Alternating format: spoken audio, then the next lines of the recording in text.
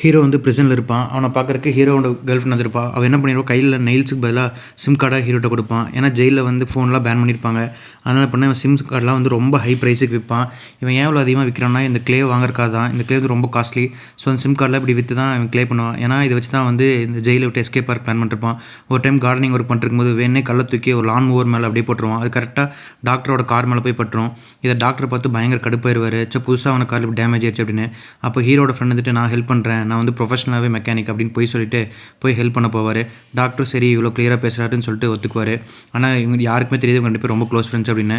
இவங்களோட எஸ்கேப் தான் பிளான் பண்ணிருக்காங்க அப்படிம்பாங்க. அந்த டைம் இவருக்கு வந்து ஆஸ்துமா வர மாதிரி ஆக்டிங் பண்ணிட்டு அந்த போலீஸ்லேருந்து சாவி வந்து திருடிடுவார்.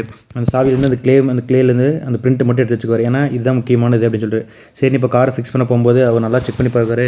உள்ளே தப்பிக்கிற இடம் இருக்கான்னு பார்த்துட்டு இருப்பார். இந்த டைமில் என்ன ஜாக் என்ன பண்ணுவான், ஒரு பவுட்ரு மாதிரி அதை கொட்டிடுவான். ஏன்னா இதெல்லாம் பிரிசனில் இருக்கவங்களாம் சாப்பிடும்போது அவங்களாம் டிஃப்ரெண்ட்டாக ஆக்ட் பண்ணணும், ஏதாவது பிரச்சனை பண்ணணும், அப்போ தான் தப்பிக்க முடியும் அப்படிங்கிறக்காக இது பண்ணுவாங்க. இந்த டைமில் வந்து நான் ரெஸ்ட் ரூம் போகிறேன்னு சொல்லிட்டு வெளியே வந்துடுவார். அப்போ பார்த்தீங்கன்னா ஜாக் எல்லாருமே இந்த பிரிசனில் இருக்கவங்களாம் பயங்கரமாக சாப்பிட்டு கோமாளித்தனம் என்னமோ பண்ணிருப்பாங்க.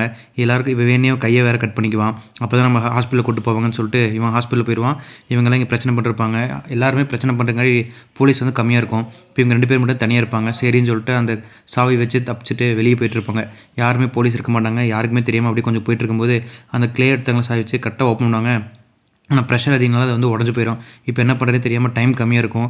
சரி வேறு வழியே இல்லாமல் ஹீரோ போய் அவனே மாட்டிட்டு அவன் ஃப்ரெண்டு தப்பிக்கிட்டோம் அப்படின்னு சொல்லி போய் மாட்டிக்குவான். இந்த டைம் அதை யூஸ் பண்ணி அவர் ஃப்ரெண்டு வந்து தப்பிச்சிடுவார். இவர் எங்கே போவார்னா, அந்த காரில் போய் அப்படியே டாக்டரோட காருக்கு யாருக்குமே தெரியாமல் ஓப்பன் பண்ணி அதுக்குள்ளே போய் படுத்துக்குவார். கொஞ்சம் கழிச்சு டாக்டர் வந்து செக் பண்ணி பார்ப்பார், யாராச்சும் உள்ளே இருக்காங்களா அப்படின்னு சொல்லி ஃபுல்லாக செக் பண்ணி பார்ப்பாங்க. யாருமே இருக்க மாட்டாங்க. இவர் அந்த இதுக்குள்ளே ஒரு டார்க் ஷீட் மாதிரி போட்டு அதுக்குள்ளே போய் படுத்துக்குவார்.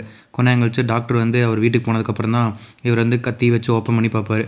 கடைசியில் அவர் எஸ்கேப் ஆயிடுவார். இந்த வீடியோ உங்களுக்கு எப்படி பிடிச்சிருக்குன்னு சொல்லுங்கள், கமெண்ட்டில் சொல்லுங்கள். இந்த மாதிரி நிறைய வீடியோஸ் பார்க்குறக்கு மறக்காமல் என்னை ஃபாலோ பண்ணிங்க.